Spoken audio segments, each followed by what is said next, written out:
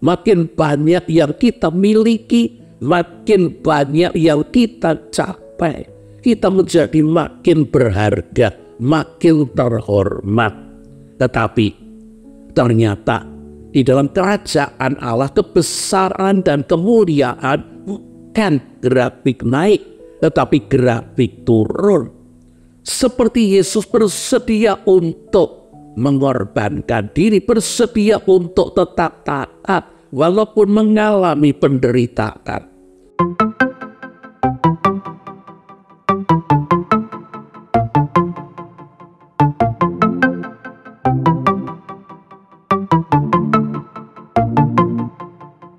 Shalom Bapak Ibu, Saudara-saudari, selamat bertemu kembali bersama dengan saya dalam seri Walking with God. Ini seri yang ke-136. Saya masih mengambil bacaan dari Yohanes pasal yang ke-13, tetapi saya akan mengawali dengan kembali ke Yohanes pasal yang ke-12, ayat yang ke-23, 24, 27 dan 28, lalu Yohanes pasal yang ke-13 ayat yang ke-32.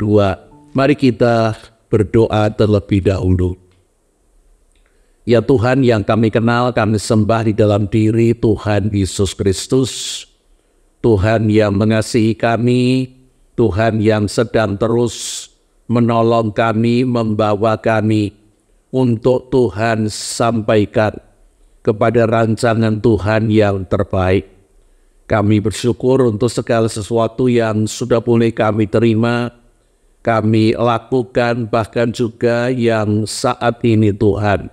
Kami sekali lagi datang memohon, jikalau kami akan membaca sebagian dari firman Tuhan, tolonglah kami supaya kami mendapat berkat dari firman Tuhan.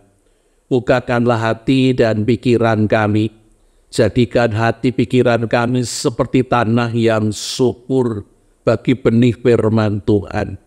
Anugerahilah kami dengan hikmat, dengan pewangian dan sapaan Tuhan secara pribadi. Tolonglah alat yang menjadi perantaraan firman, layakkan, kuduskan dan mampukanlah ia berkata-kata seturut dengan kehendak Tuhan, tetapi juga agar kata-katanya dapat kami ikuti dan kami mengerti. Mari Tuhan berfirmanlah, oleh karena kami bersedia untuk mendengarkannya.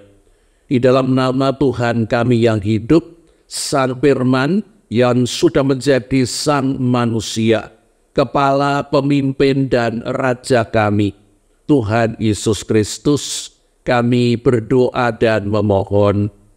Terima kasih. Amin. Mari kita membaca dari Yohanes pasal yang ke-12, ayat yang ke-23 dan 24, lalu ayat yang ke-27 dan 28, lalu pasal 13, mulai ayat 32. Yohanes pasal yang ke-12 ayat 23. Tetapi Yesus menjawab mereka, katanya, telah tiba saatnya Anak Manusia dimuliakan. Aku berkata kepadamu, sesungguhnya jikalau biji gandum tidak jatuh ke dalam tanah dan mati, ia tetap satu biji saja. Tetapi jika ia mati, ia akan menghasilkan banyak buah. Ayat yang ke-27. Sekarang jiwaku terharu, dan apakah yang akan kukatakan? Bapa, selamatkanlah aku dari saat ini. Tidak, sebab untuk itulah aku datang ke dalam saat ini. Bapa, muliakanlah namamu. Maka terdengarlah suara dari surga. Aku telah memuliakannya, dan aku akan memuliakannya lagi. Kita lanjutkan dengan Yohanes pasal yang ke-13, ayat yang ke-31. Dikatakan demikian, sesudah Yudas pergi berkatalah Yesus, sekarang Anak Manusia dipermuliakan, dan Allah dipermuliakan di dalam Dia. Jikalau Allah dipermuliakan di dalam Dia, Allah akan mempermuliakan Dia juga di dalam dirinya dan akan segera mempermuliakan Dia dengan segera. Bapak, Ibu, saudara-saudara yang dikasihi oleh Tuhan Yesus Kristus, membaca kitab suci seringkali menimbulkan pertanyaan maupun ketidakjelasan. Dan sesungguhnya hal itu dapat kita mengerti oleh karena teks-teks kitab suci berasal dari masa yang jauh daripada kita. Dengan segala perbedaan kebudayaan, adat istiadat, hal-hal yang ada, bahkan kita menemukan kata-kata tertentu, istilah tertentu yang dipakai pada zaman itu mungkin sudah tidak lagi kita kenali dan tidak dipakai pada zaman sekarang. Karena itu membaca kitab suci sesungguhnya membutuhkan untuk kita melakukannya berkali-kali. Membaca, mendengar apa yang kita tangkap, lalu suatu saat kita berharap kita mendapatkan pengertian tambahan, mendapatkan pewahyuan, entah lewat membaca atau khotbah, dan itu menyingkapkan apa yang semula tidak kita mengerti. Membaca sebagian, mengerti sebagian, lalu semakin bertambah mengerti dan semakin bertambah mengerti. Mari kita melihat sekali lagi kata-kata Tuhan Yesus di dalam Yohanes pasal yang ke-12 ayat 23 dan 24. Apakah itu dapat kita mengerti? Saya mengajak untuk melihat latar belakangnya. Di dalam ayat-ayat sebelum Yohanes 12 ayat 23 dikatakan orang-orang Yunani ingin bertemu dengan Tuhan Yesus dan mereka pergi kepada Filipus, karena Filipus itu nama Yunani, menyatakan maksud keinginan mereka. Lalu Filipus memberitahu kepada Andreas dan Filipus bersama dengan Andreas kemudian datang kepada Yesus dan menyampaikan keinginan, maksud orang-orang Yunani untuk bertemu dengan Dia. Lalu kita membaca di dalam bacaan kita tadi, jawaban Yesus sepertinya sama sekali tidak menyambung. Oleh karena Yesus tidak mengomentari apa yang sebetulnya dimaksudkan oleh Filipus dan Andreas, maupun tidak menanggapi keinginan dari orang-orang Yunani. Oleh karena kata-kata Yesus, telah tiba saatnya anak manusia dimuliakan. Lalu dia berbicara tentang biji gandum yang jatuh ke dalam tanah. Apakah Yesus tidak mendengar apa yang diinginkan oleh Filipus, Andreas, dan orang-orang Yunani? Apakah Yesus sengaja tidak menanggapi? Bapak, Ibu, saudara-saudara yang dikasihi oleh Tuhan Yesus Kristus, kita mengerti bahwa Yesus sepertinya membagi pelayanannya menjadi dua bagian. Pelayanan yang pertama adalah untuk orang-orang Israel. Dan itulah yang ia nyatakan ketika dia mengutus murid-muridnya. Murid-murid baru pada masa training, baru pada tahap belajar. Di dalam Matius 10 ayat 5 sampai dengan 8 dituliskan, ke-12 murid itu diutus oleh Yesus dan ia berpesan kepada mereka, jangan menyimpang ke jalan bangsa lain atau masuk ke dalam kota orang Samaria, melainkan pergilah kepada domba-domba yang terhilang dari umat Israel. Pergilah dan beritakanlah kerajaan surga sudah dekat. Sembuhkanlah orang sakit, bangkitkanlah orang mati, tahirkanlah orang kusta, usirlah setan-setan. Kamu telah memperoleh dengan cuma-cuma, karena itu berikanlah pula dengan cuma-cuma. Dalam masa training, murid-murid diharapkan belajar untuk melakukan apa yang ditugaskan Yesus, supaya tidak menjadi terlalu sukar. Mereka diutus untuk pergi kepada bangsanya sendiri. Karena itu Yesus membatasi supaya mereka tidak pergi kepada bangsa-bangsa lain ataupun masuk ke kota orang Samaria. Oleh karena orang Samaria adalah campuran antara orang-orang Yahudi dan orang-orang bukan Yahudi. Yesus sendiri sesungguhnya memang mengkhususkan pelayanan yang pertama adalah untuk orang-orang Yahudi. Dan baru nanti sesudah ia mengalami kematian dan kebangkitan, dia akan mengutus murid-muridnya untuk melakukan tahap yang kedua, yaitu melayani bangsa-bangsa lain, bangsa-bangsa selain bangsa Yahudi. Oleh karena itu kita menemukan di dalam teks Matius pasal 28, di sana Yesus menyuruh murid-muridnya supaya pergi dan memberitakan Injil kepada bangsa-bangsa lain.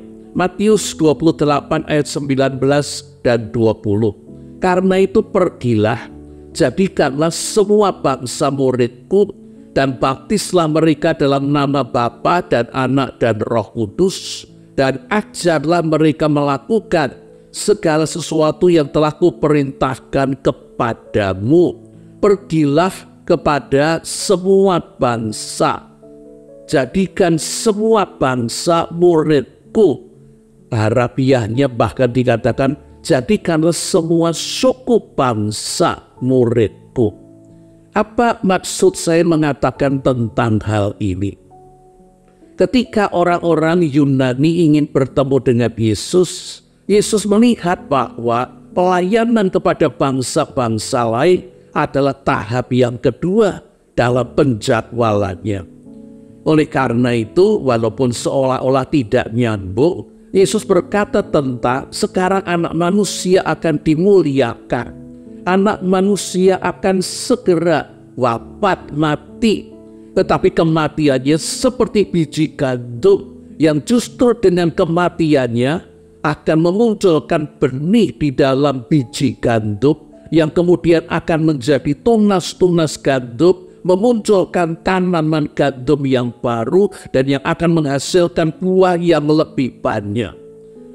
Pelayanan kepada bangsa-bangsa lain termasuk orang-orang Yunani adalah nanti sesudah Yesus mengalami kematian dan kebangkitan. Sehingga walaupun jawaban Yesus terhadap permintaan orang Yunani maupun apa yang disampaikan melalui Filipus dan Andreas sepertinya tidak nyambung, Yesus sesungguhnya menanggapi bahwa sekarang belum saatnya ia bertemu dengan orang-orang Yunani. Saatnya akan tiba nanti sesudah dia menjadi biji gandum yang jatuh ke dalam tanah dan memunculkan kehidupan yang baru. Bapak, Ibu, saudara-saudari yang dikasihi oleh Tuhan Yesus Kristus, mari kita kembali kepada kata-kata bahwa Yesus menempatkan kematiannya sebagai kemuliaannya. Yohanes 13 ayat yang ke-31. Sekarang anak manusia dimuliakan. Menarik bahwa Yesus tidak pernah menganggap kematiannya sebagai suatu kekalahan atau suatu aib, kehinaan atau suatu kecelakaan. Yesus meletakkan kematiannya sebagai kemuliaannya. Sekarang anak manusia akan dimuliakan. Maksudnya adalah sekarang anak manusia akan ditangkap dan akan disalibkan dan akan mati. Tetapi dia nanti akan bangkit. Yesus bersedia untuk menjalani apa yang menjadi penugasan Bapanya. Yesus taat kepada kehendak Bapanya. Dan kehendak Bapanya adalah kematiannya. Yesus mengatakan untuk itulah ia datang ke dalam saat ini, untuk mengalami disalibkan, untuk mengalami kematian. Ketaatan Yesus untuk melakukan kehendak Bapanya, bahkan itu adalah penderitaan, bahkan itu adalah kematian melalui salib, kematian yang mengerikan, kematian yang menyakitkan, kematian yang penuh dengan penghinaan, bahkan itu kematian yang mati secara perlahan-lahan karena kekurangan cairan, baik darah yang menetes karena gravitasi maupun keringat yang bercucuran, dan akan menyebabkan sesak napas. Paru-paru akan kesulitan untuk bernapas, mungkin akan seperti akan meledak. Dan masih cara mati yang diberlakukan untuk para penjahat dan pemberontak, tetapi diberlakukan untuk Yesus anak Allah yang kudus, dilakukan di depan orang banyak untuk tontonan. Sekalipun begitu, Yesus akan mati dengan menyakitkan, mengerikan, penuh penghinaan. Yesus akan mati sebagai penjahat. Yesus akan mati dengan cara ditonton orang banyak. Oleh karena itu kehendak Bapa, Yesus bersedia. Dan inilah yang membedakan Yesus dengan Adam. Adam tidak taat kepada Allah. Adam adalah manusia pertama, kepala manusia yang pertama. Yesus datang sebagai Adam akhir, manusia yang kedua. Yang membedakan Adam pertama dan Adam akhir, Adam dan Yesus, manusia pertama dan manusia kedua. Kepala manusia pertama dan kepala manusia kedua adalah Adam tidak taat kepada Allah, makar, memberontak, murtad. Tetapi Yesus Adam akhir mentaati Allah, sekalipun dia harus mati dengan cara yang menyakitkan, mengerikan, penuh dengan penghinaan. Bapak, Ibu, saudara-saudari yang dikasihi oleh Tuhan Yesus Kristus, bukan dengan mudah Yesus mati, menyerahkan dirinya untuk mengalami kematian, disalibkan. Mengerti kematian bukan merupakan hal yang menyenangkan. Karena itu kita bersyukur bahwa kita tidak tahu bagaimana kita akan mengakhiri hidup kita. Tetapi Yesus tahu. Dan pengetahuan akan akhir hidupnya akan membuat ia memikirkannya, dan bisa jadi bahkan sudah memberati hidupnya sebelum saat itu terjadi. Karena itu, ketika Yesus melihat kematian sudah di depan mata, bayang-bayang gelap salib sudah akan tiba, Yesus sesungguhnya sangat terpengaruh. Di dalam Yohanes 12 ayat yang ke-27 dituliskan, sekarang jiwaku terharu, dan apakah yang akan kukatakan? Bapa, selamatkanlah aku dari saat ini. Tidak, sebab untuk itulah aku datang ke dalam saat ini. Bapa, muliakanlah namamu. Kata-kata Yesus ini menggambarkan pergumulan batinnya, memikirkan kematian yang mengerikan, menyakitkan, dan penuh dengan penghinaan. Sekarang jiwaku terharu.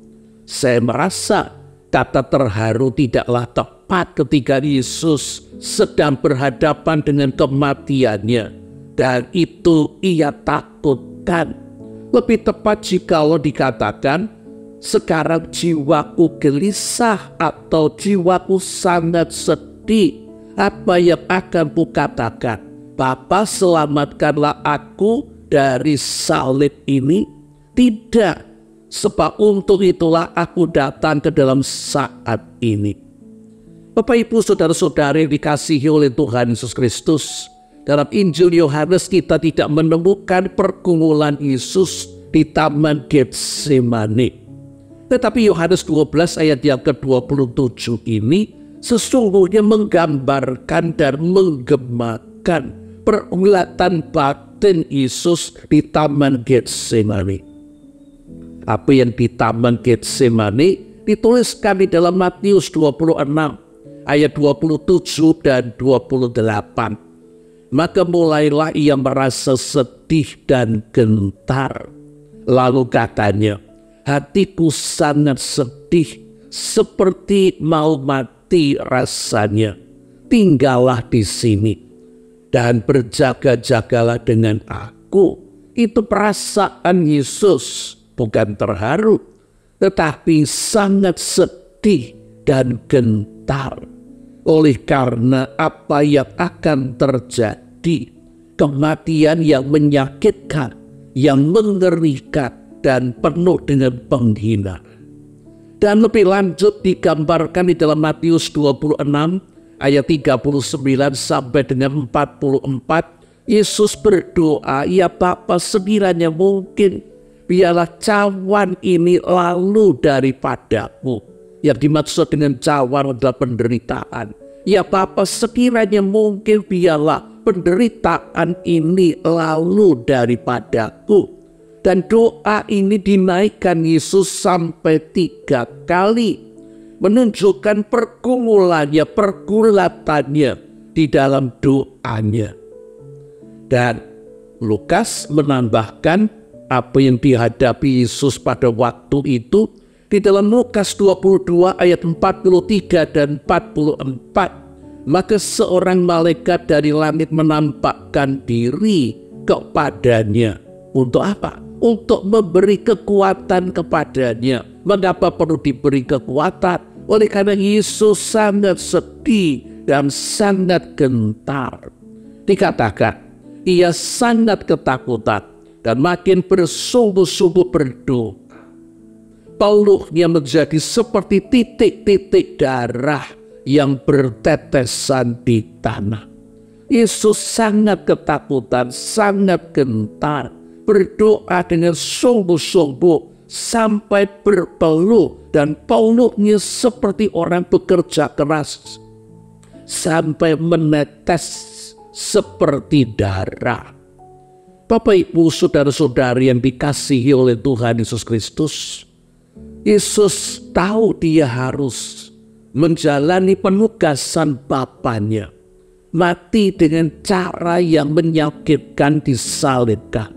Ia bersedia, tetapi tidak dengan mudah ia menjalaninya. Ketika kematian itu saatnya tiba, Yesus bergumul keras, bergumul berat. Dia sangat tertekan, sangat sedih, sangat gentar, seperti mau mati rasanya.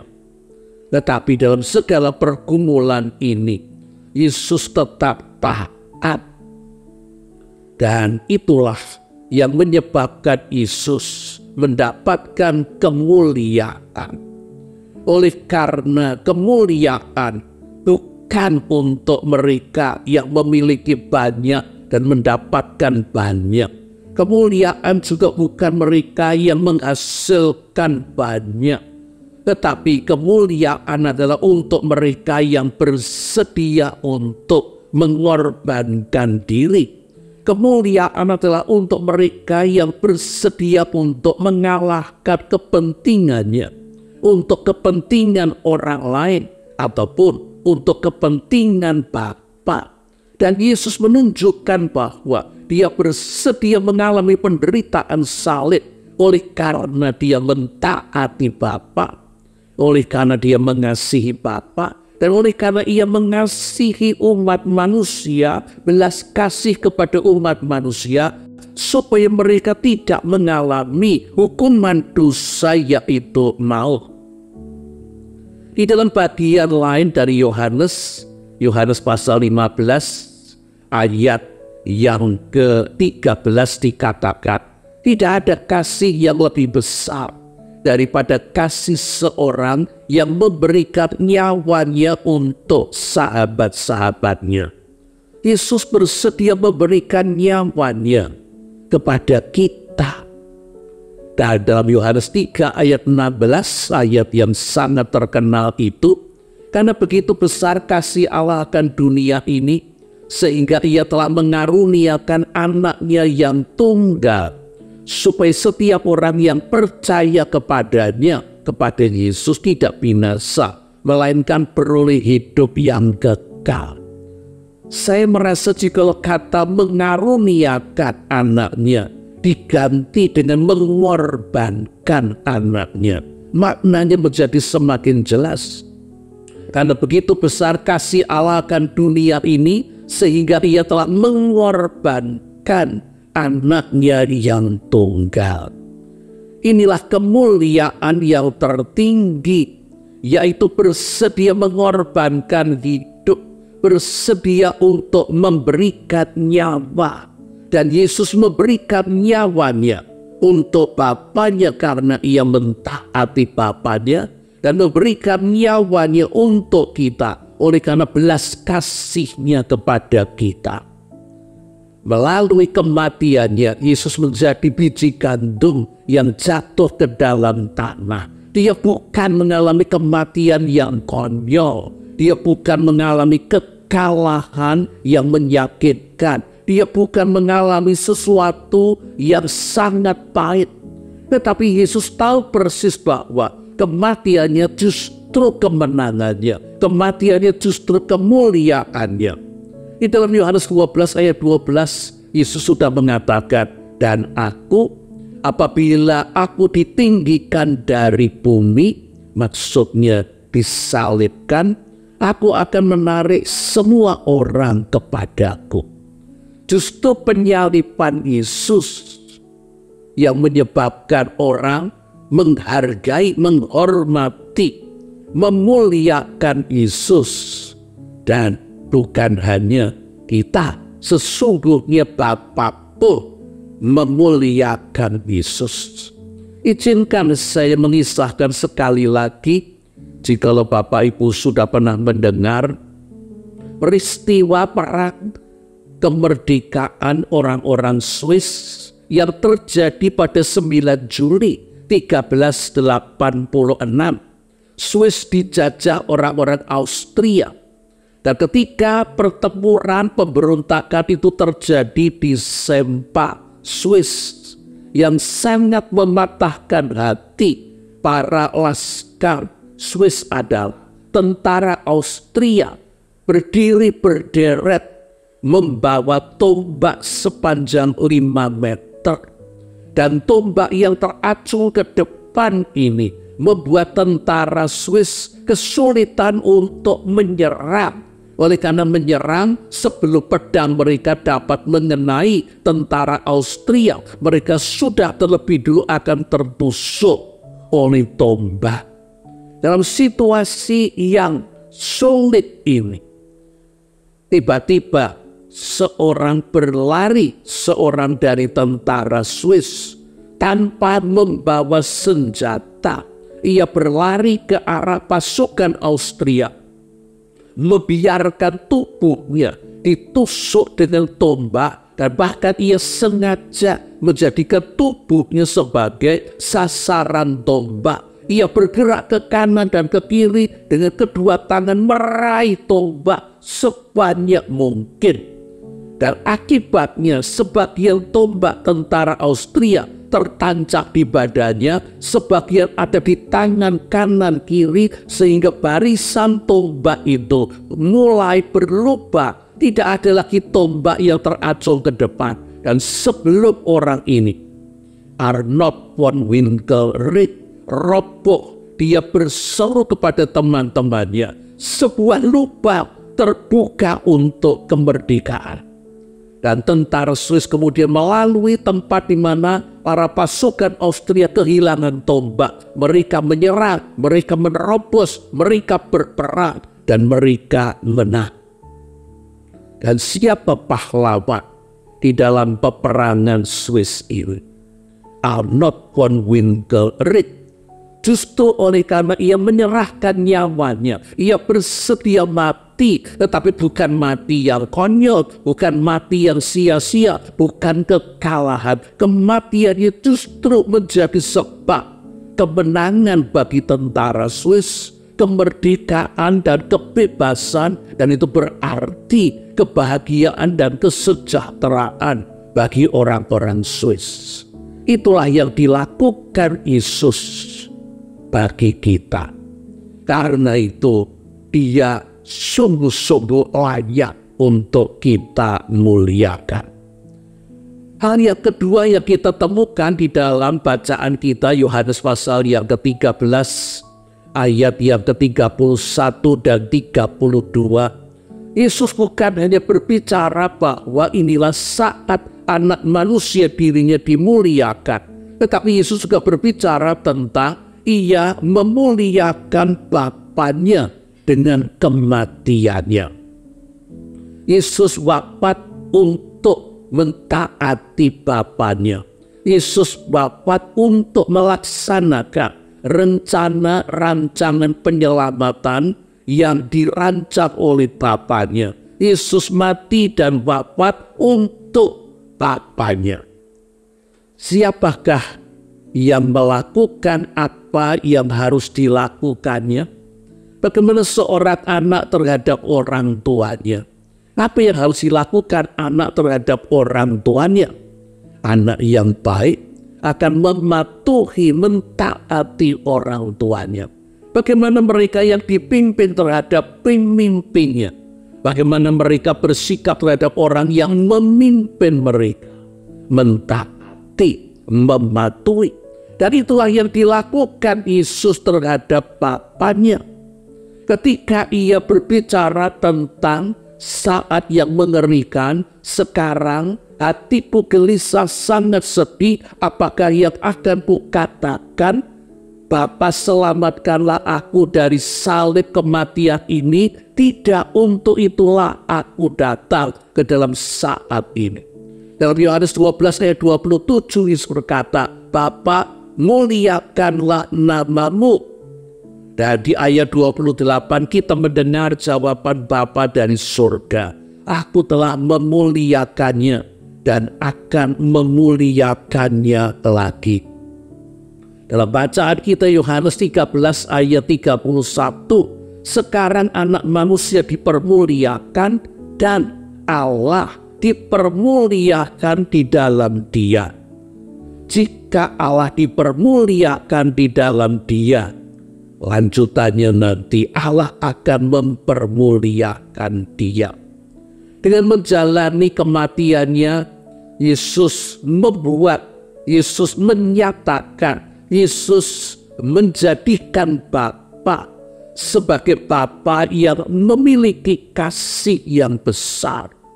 Bapa yang maha kasih, Bapa yang maha adil, Bapa yang maha setia, Bapa yang berhikmat, sehingga rancangannya semula, yaitu menjadikan manusia sebagai rekan sekerjanya, tetap dipegangi dan tetap diberlakukan walaupun rancangan itu dirusak oleh si jahat.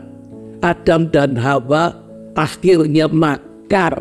Adam dan Hawa akhirnya mendurhaka kepada Allah karena godaan dari si jahat. Jikalau Tuhan kemudian menghukum seluruh keturunan Adam dan Hawa, maka Allah gagal menjadikan manusia sebagai rekan sekerjanya. Tetapi jikalau Allah membiarkan manusia yang sudah murtad dan makar, manusia pun tidak dapat menjadi seperti apa yang dirancang Allah semula, menjadikan manusia sebagai rekan sekerjanya. Itulah sebabnya Allah merancang jalan keselamatan, pertolongan melalui menghadirkan Yesus sebagai Adam yang terakhir, sebagai manusia kedua menandingi Adam. Jikalau Adam kepala manusia pertama, Yesus hendak dijadikan sebagai kepala manusia yang kedua. Adam tidak taat. Yesus sampai dijatuhi hukuman mati dia tetap taat menjalani kehendak Bapa.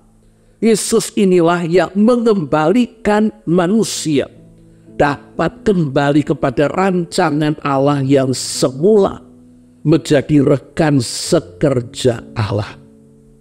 Jadi Yesus harus menjalani kehendak Bapanya sebagaimana sudah dinubuatkan di dalam Yesaya pasal yang ke-53. Dia harus menjadi seperti domba yang darahnya dibawa masuk imam besar ke dalam ruang Maha Kudus untuk melakukan penebusan dan penyucian. Yesus mentaati Bapanya, dan itu menyebabkan Yesus memuliakan Bapanya, memulihkan martabat Bapa yang tercoreng ketika rencananya menjadikan manusia rekan sekerjanya menjadi berantakan karena manusia jatuh ke dalam dosa. Yesus bukan hanya memuliakan dirinya sendiri dengan kerelaannya berkorban, Yesus menjadikan dirinya memuliakan Bapanya dengan ketaatannya sampai mati. Yesus memuliakan dirinya melalui kematiannya. Dengan kematiannya Yesus memuliakan Bapanya. Dan bagian yang ketiga adalah dengan Yesus bersedia menjalani kematian bagi Bapanya, dan itu memuliakan Bapanya. Bapa memuliakan Yesus. Kelanjutan dari Yohanes 13 ayat 31-32 dikatakan demikian. Sekarang anak manusia dipermuliakan dan Allah dipermuliakan di dalam dia. Jikalau Allah dipermuliakan di dalam dia, maka ini Allah akan mempermuliakan dia juga di dalam dirinya dan akan mempermuliakan dia dengan segera. Salib adalah kemuliaan bagi Yesus, dan Yesus sudah bersedia untuk disalibkan demi untuk memuliakan Bapanya. Rasul Paulus di dalam Filipi pasal yang kedua ayat 8 sampai dengan 18 menggambarkan apa artinya kesediaan Yesus untuk taat, berkorban, mati di atas kayu salib. Filipi 2 ayat 8 sampai dengan 11. Dan dalam keadaan sebagai manusia, ia telah merendahkan dirinya dan taat sampai mati, bahkan mati di kayu salib. Itulah sebabnya Allah sangat meninggikan dia dan mengaruniakan nama di atas segala nama, supaya dalam nama Yesus bertekuk lutut semua yang ada di langit dan yang ada di atas bumi dan yang ada di bawah bumi, dan segala lidah mengaku Yesus adalah Tuhan bagi kemuliaan Allah Bapa. Pada gilirannya Bapa menyambut Yesus yang memuliakan dirinya hingga bersedia mati disalibkan, dengan Bapa memuliakan Yesus. Dan dikatakan dalam Yohanes 13 ayat 32, Bapa akan memuliakan Yesus segera.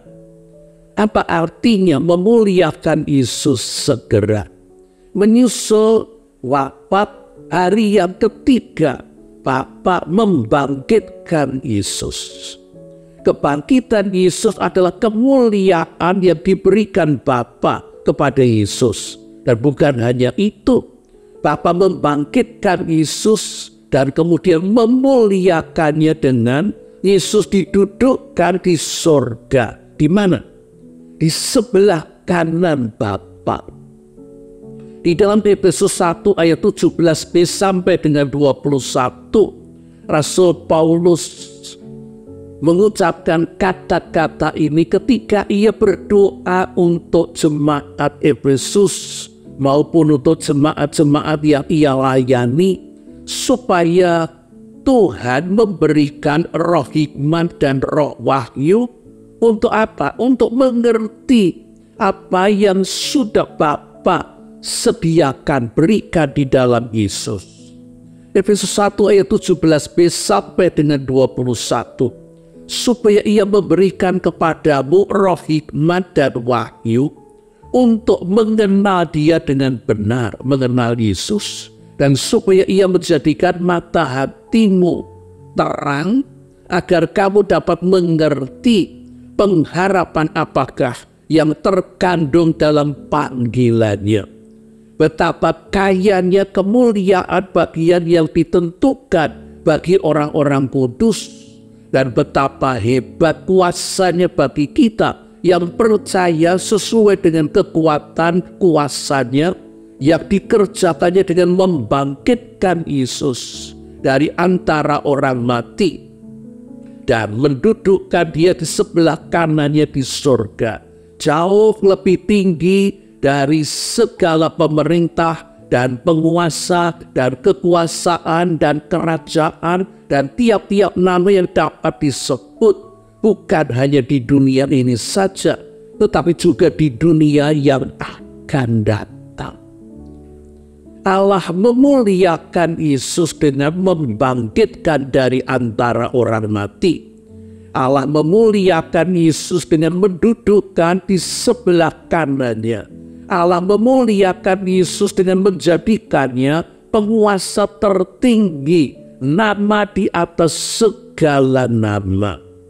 Tetapi di dalam Efesus 1 ayat 17 sampai dengan 21 ini, Rasul Paulus memakainya untuk mengatakan kepada jemaat-jemaat yang ia layani, supaya kita ini terbuka mata kita, mengerti apa yang terkandung dalam panggilan Yesus. Betapa kaya kemuliaan bagian yang ditentukan bagi orang-orang kudus, dan betapa hebatnya kuasanya bagi kita yang percaya sesuai dengan kekuatan kuasanya.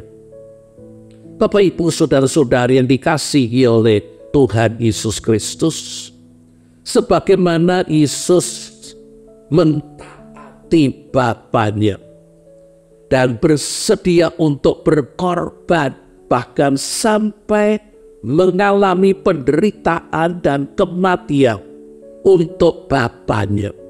Demikian juga sesungguhnya bagi setiap kita yang bersedia untuk mentaati Bapa, dan kita mengalami karena nama Bapa, karena orang-orang yang membenci Bapa, menolak Bapa, kita mengalami perlakuan yang menyakitkan, kita mengalami penolakan, kita mengalami dikucilkan, kita mengalami penderitaan, bahkan para martir mengalami kehilangan nyawa mereka karena Kristus, karena Bapa.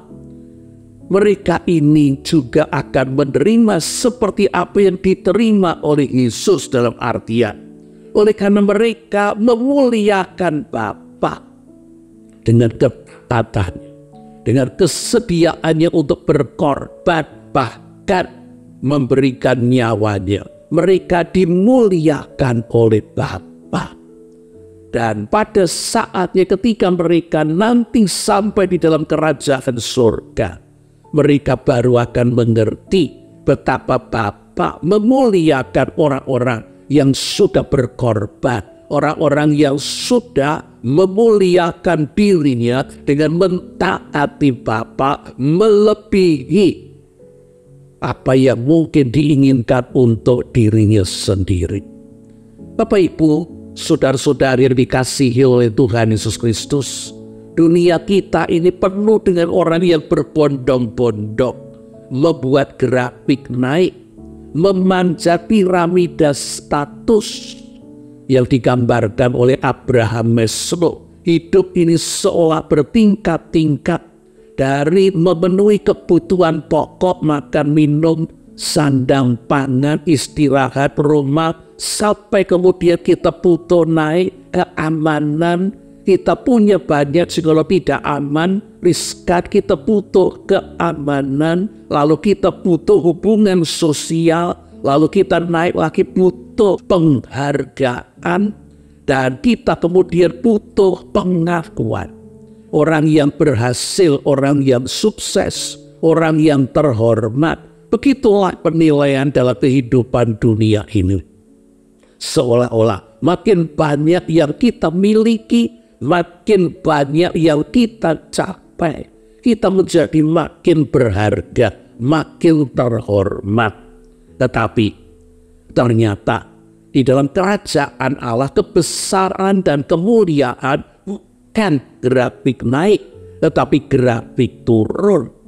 Seperti Yesus bersedia untuk mengorbankan diri, bersedia untuk tetap taat walaupun mengalami penderitaan, dan Tuhan memuliakannya.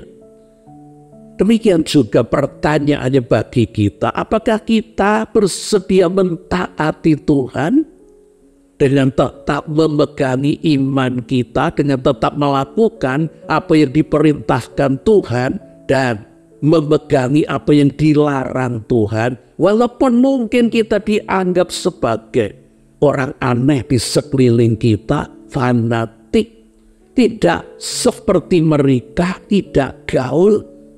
Tetapi mana yang kita pilih? Penghargaan manusia ataukah penghargaan Allah? Apakah kita bersedia karena Tuhan, karena ingin memuliakan Tuhan, karena mentaati Tuhan? Kita mengalami hal-hal yang tidak menyenangkan, hal-hal yang merugikan, bahkan mengalami penderitaan. Bapak Ibu, saudara-saudari yang dikasihi oleh Tuhan Yesus Kristus, Tuhan bukannya tidak adil, Tuhan Maha Adil. Barang siapa bersedia memuliakan dirinya, mentaatinya, berkorban untuk dirinya, ataupun bersedia untuk berkorban untuk orang lain, melakukan yang baik untuk orang lain, melakukan yang untuk orang lain, Tuhan akan menghargainya. Tuhan akan menggantinya berlipat kali, dan Tuhan akan memberi upah. Karena itu pertanyaan yang penting bagi saya, bagi ibu bapak saudara-saudari adalah, apakah kita mentaati Kristus dan Bapa? Apakah kita terus berupaya untuk memuliakan Kristus dan Bapa? Dan apakah karena kita bersedia mentaati dan hendak memuliakan Kristus dan Bapa, kita bersedia untuk menjadi biji gandum yang jatuh ke dalam tanah?